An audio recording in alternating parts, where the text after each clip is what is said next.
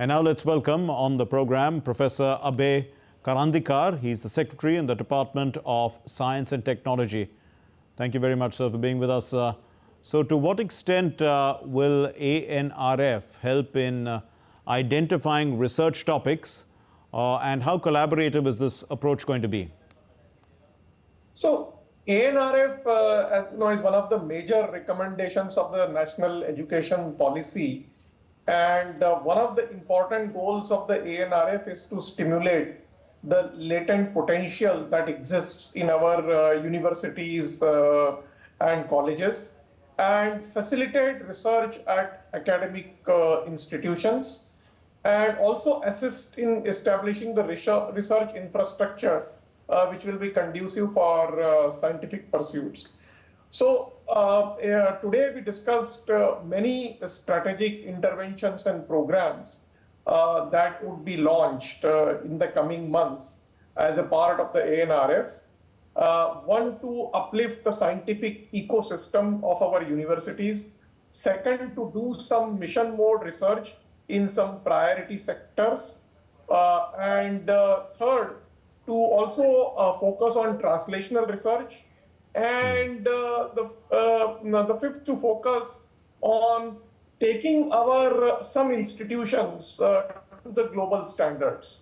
So these are, some of the main strategic interventions that were discussed today in the governing board meeting, which was chaired by the Honorable Prime Minister.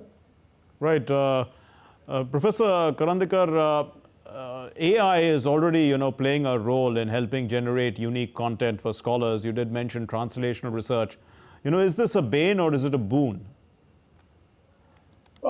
Artificial intelligence is, of course, is a boon in the sense that it can help solve many of the, problems. Of course, there are issues in terms of its usage, and in fact, that is also one of the reasons we discussed in ANRF today, that we need to focus on interdisciplinary research center which will work at the intersection of science and humanities and social sciences. So for example, in the context of AI, we may have to discuss issues such as AI ethics, which is best done at the interface of science and humanities and social sciences.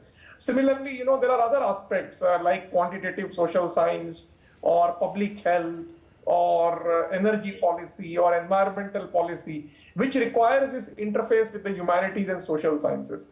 So ANRF, apart from funding the core science and technology research, will also fund research in humanities and social sciences at the scientific and technological interface. So you did mention about the environmental aspect. Now, to what extent has climate change actually changed the very purpose of research? It's now not just, about sustainability anymore. It's about the survival, actually, of the whole planet. So I think exactly.